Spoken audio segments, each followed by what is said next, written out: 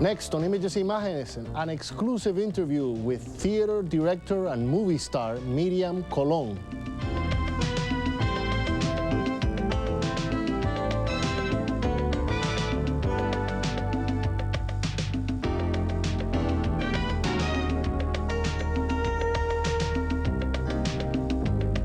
Saludos, welcome to Images, Imágenes. I'm Miguel Perez. She played Al Pacino's mother in Scarface, co-starred with Sally Fields in Backroads, had a starring role opposite Raúl Julia and José Ferrer in Isabel la Negra. She had feature roles opposite Shirley MacLaine in The Possession of Joel Delaney, Marlon Brando and Carl Malden in One-Eyed Jacks, and with Marlon Brando again in The Appaloosa. She had countless roles on Broadway, off-Broadway, and regional theaters, performing with many of America's most distinguished actors like Geraldine Page, James Patterson, and Judith Anderson. And more than 250 television shows on all the major networks with Michael Landon, Jimmy Smith, Angela Lansbury, and many others. And if all that wasn't enough, she's the founder, artistic director, and heart and soul of New York's Puerto Rican Traveling Theater. And today, on this show, she honors us with her presence. Miriam Colón, welcome to Images, Imágenes. Thank you. I'm very glad to be here. How are you? I'm fine. I feel great. I mentioned a lot of movies, but I didn't mention your latest movies, and we're going to get to that in a minute. Oh, yeah. But let's start from Puerto Rico, because you grew up in Puerto Rico. Yes. And I just want to know about your childhood, about your upbringing. What made you want to become an actress? Actually, it was a sort of an accident. I never had anybody in the family, you know, like a mother that was in the theater, or a father. Nobody in my family ever or now is in the theater. I think it was the influence of the school. One day I saw that they were asking for girls to go into a particular room because there was going to be a presentation of a play. And the girls that wanted to read could go there and try. And I just followed the crowd. I went, and I got the role, but I had no idea that I was going to love it. This was in a school play?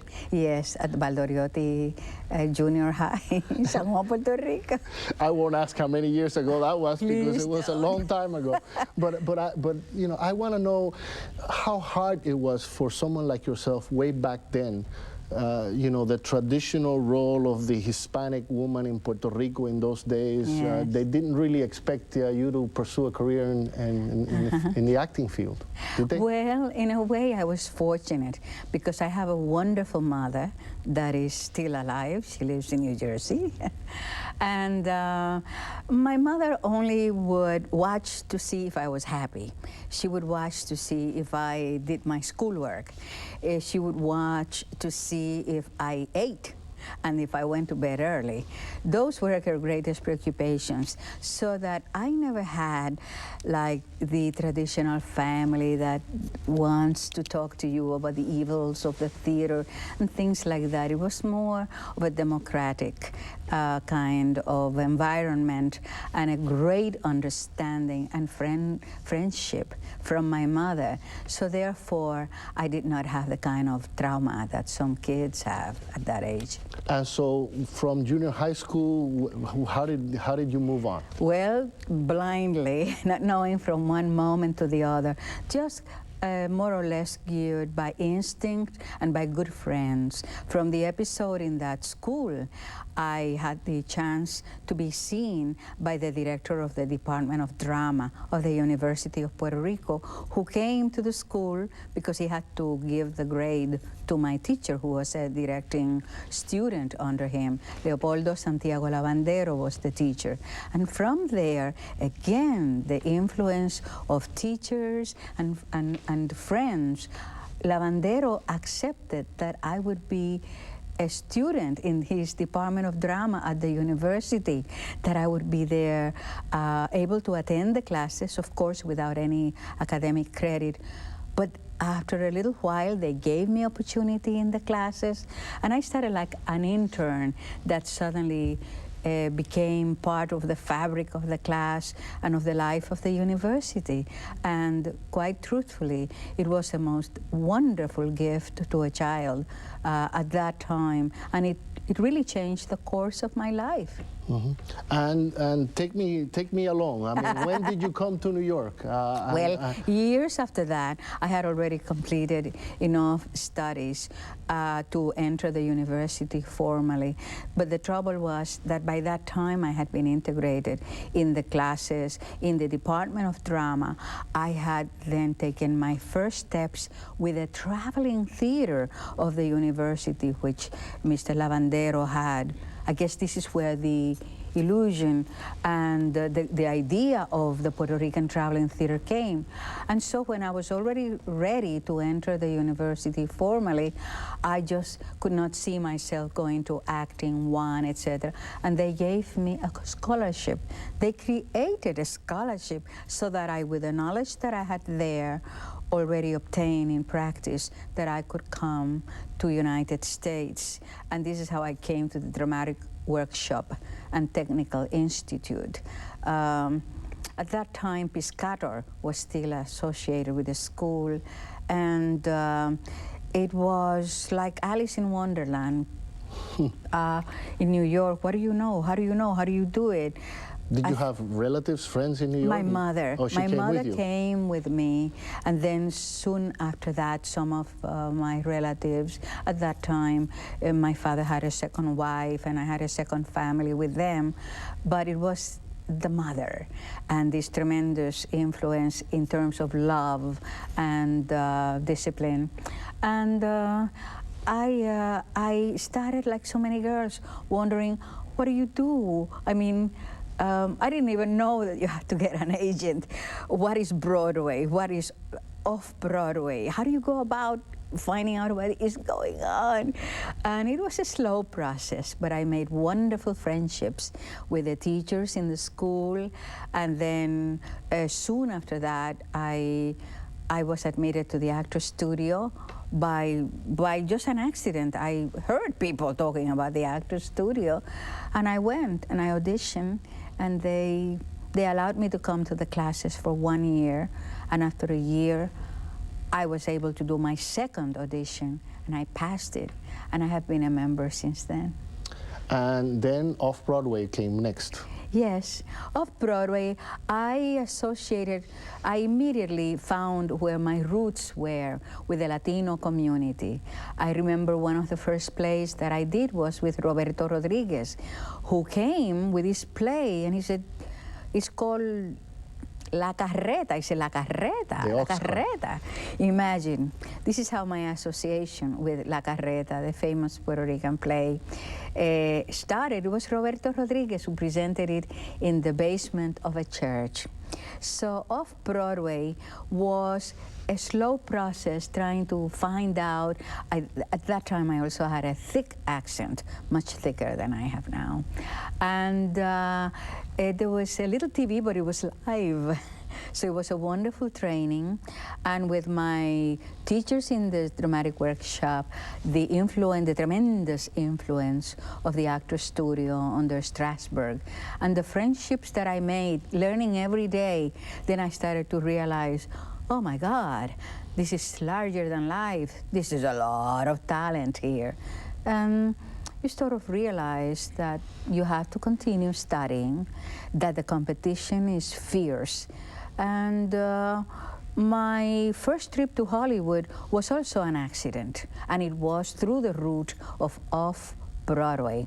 Mm-hmm. I had done a play called Mi Cándido with José Perez. And my friend Rafael Campos, the Dominican actor who is now deceased, who was my friend, but he was like my brother. He is like family.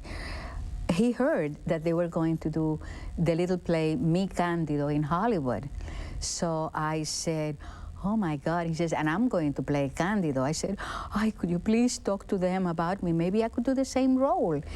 And this was the beginning of a lovely episode, which was that they accepted me. So you went to Hollywood to do theater? To do a little play in a small theater called Mi Candido, where I was getting about $25 per week. They did not pay for my transportation, did not pay for my apartment or hotel or anything. I went because I wanted to do it.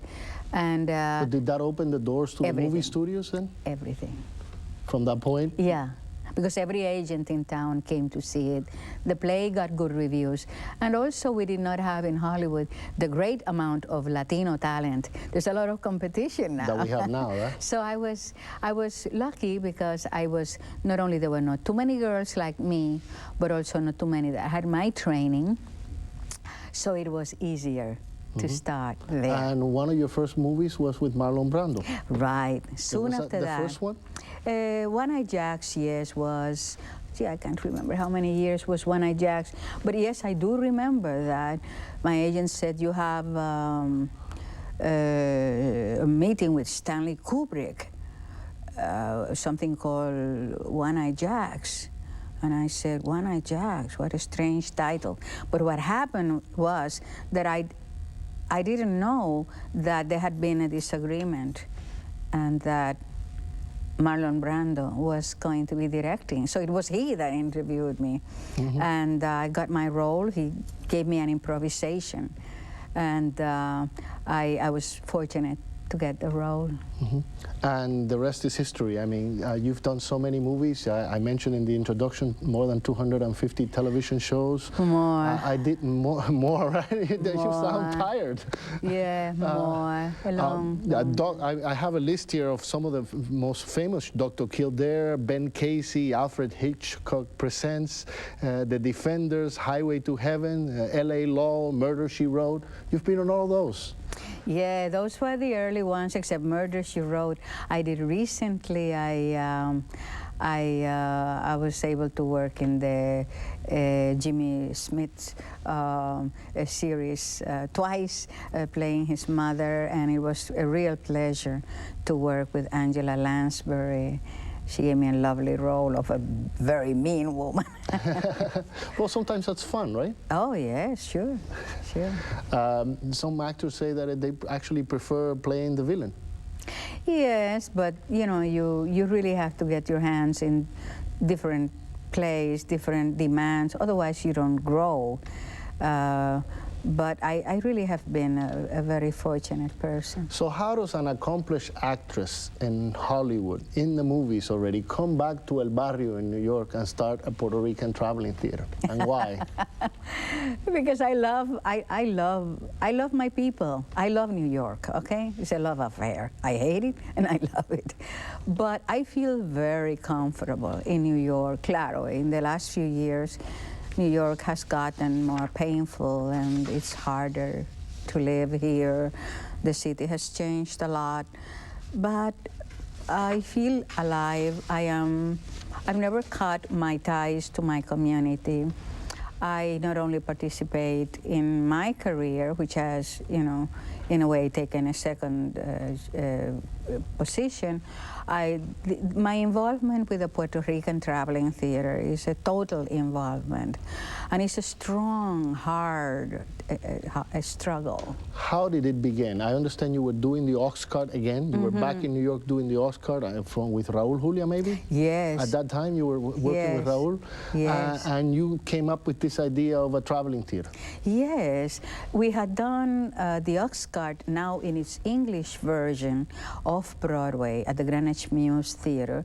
And once the man to whom I was married, may he rest in peace, George Edgar, produced it.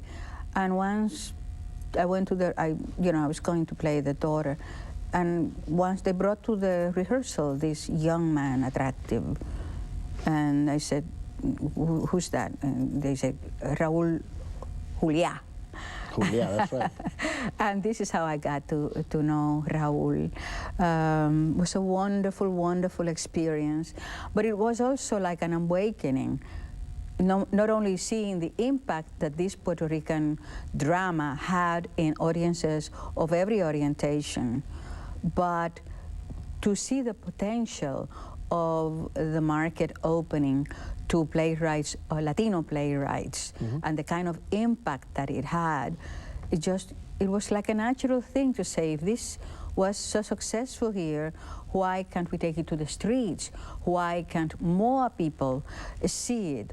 And I didn't realize till about 20 years later that that influence of that traveling theater, when I was given the opportunity to participate, was later on to influence me to create a traveling theater, which is what is called my company. And you travel in the summertime all over the New York metropolitan area, sometimes all over the country. Yes. But also you have a permanent theater in the Broadway Theater District. Yes. We have the beautiful theater at 304 West 47th Street. It's a small theater, but it is a beautiful theater. A former very well firehouse, located. if I remember It correctly. was, oh my God, what we struggled with that firehouse.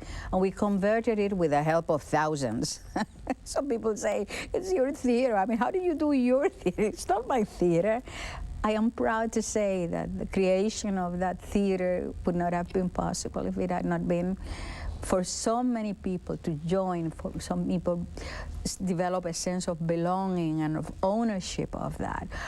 Also corporations and foundations and the government, city, state, federal, and individuals. It is not possible to, nowadays, to create an institution. You may have your idea, but if you don't have people joining... Miriam, if I may say so, the reason why it has been so successful is because Latinos, not just Puerto Ricans, but Latinos in general who come to New York, see their own lives evolving on stage. You've presented so many wonderful plays over the years, and it's made us all very proud of who we are. It's given us a sense of identity through your theater and through your plays. And so, you know, we all share the pride, believe me. Well, thank you. I am aware that, you know, we started along with very few others at the beginning, but now it has blossomed into a lot of other groups. And, you know, traditional groups such as Repertorio Español is still very, very strong.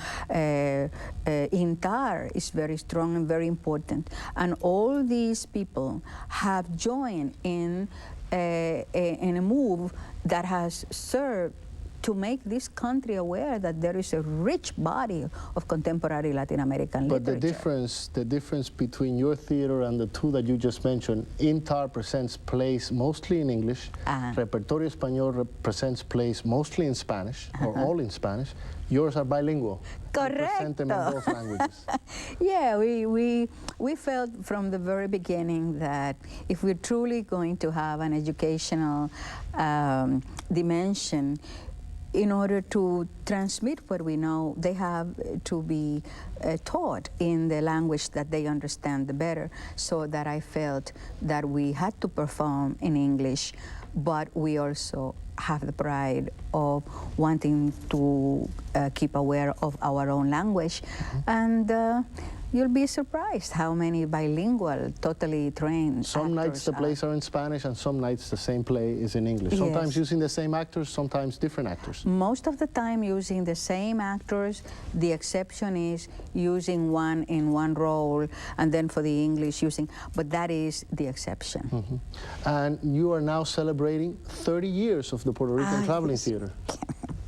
I can't believe it. This is the 30th year, right? Yes, in September, we're going to be celebrating 30 years of uninterrupted And I imagine this is going to be one hell of a gala. Well, this is what we want to tell the people, that we want to have them help us to celebrate, and that from here on, we're going to have like some mini celebrations, pre-inauguration, like parties, like celebrations pre-gala. Well, you had another gala, I think it was 5 years ago. When was it that Rita Moreno was on one of your galas? And was it the 25th this anniversary? was about 5 or 6 years ago. We have a clip of that. Let's watch it. Oh, yeah. See. I think it's good.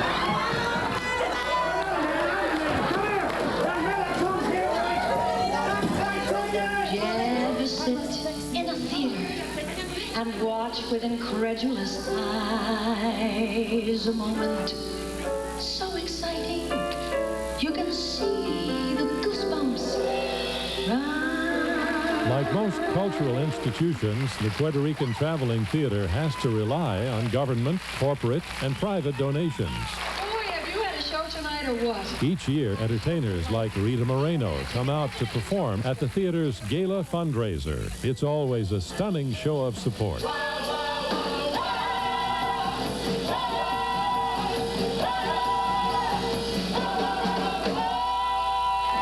think it's an important thing to support because I think we need to help inform the American public of who we are. And the best and most wonderful and entertaining way in which to do that is to do it through theater, dance, and music.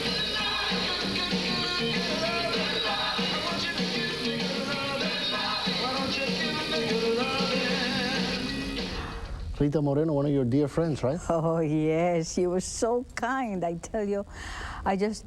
She is so generous, and she came for that. She understood immediately what it meant to us, and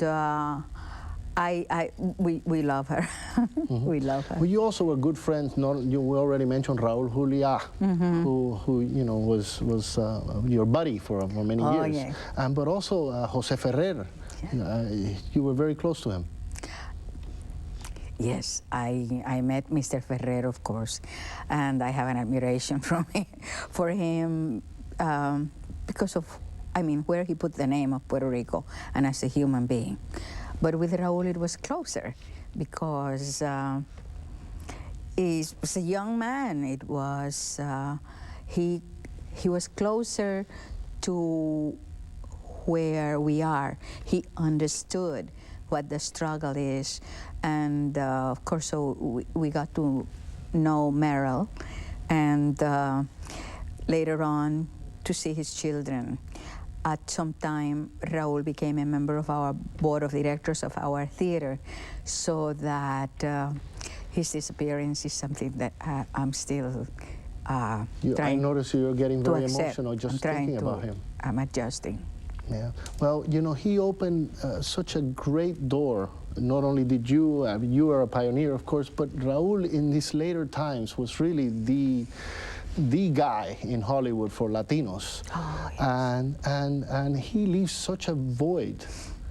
Correct. Has still left such a void that it's going to be very hard to replace him. I mean, you know, there are many great actors, Latino actors in Hollywood, but I can't think of one who had the roles that he had and who was thought of, and not only in Hollywood, but on Broadway, like Raúl Juliá was. Yes, you see, the model that he left is so fantastic for our youth because Raúl was always studying. Raúl made his transition from being a singer who had taken his courses in Puerto Rico into really developing into a Shakespearean actor.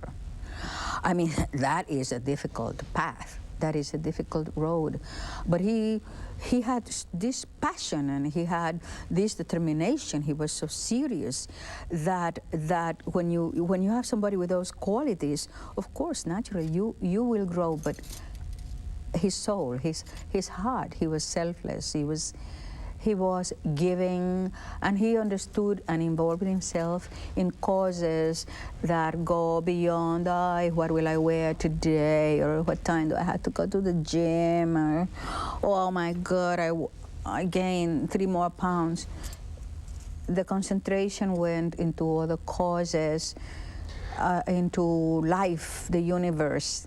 Miriam, one thing that I really want to mention, we're running out of time, but one thing that I do want to mention is that the Puerto Rican Traveling Theater not only presents wonderful performances, but also training programs for young entertainers, for young actors, for writers, script writers.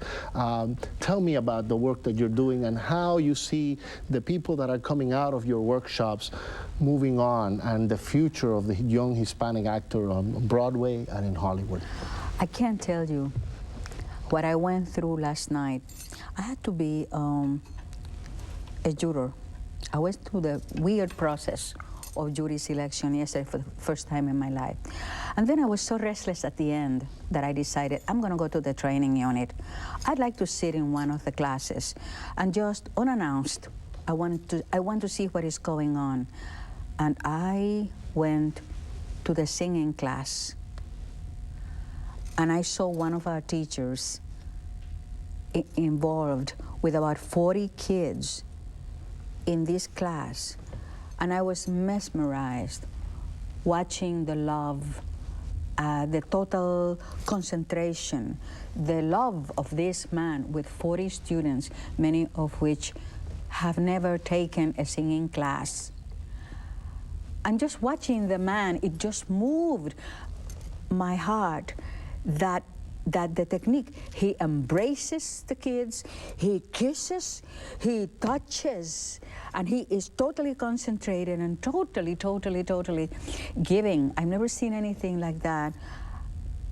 And I felt like crying. I went back and I said, why should we have to struggle so hard to make sure that the kids can get access to this man or to just enjoy this gift from this man?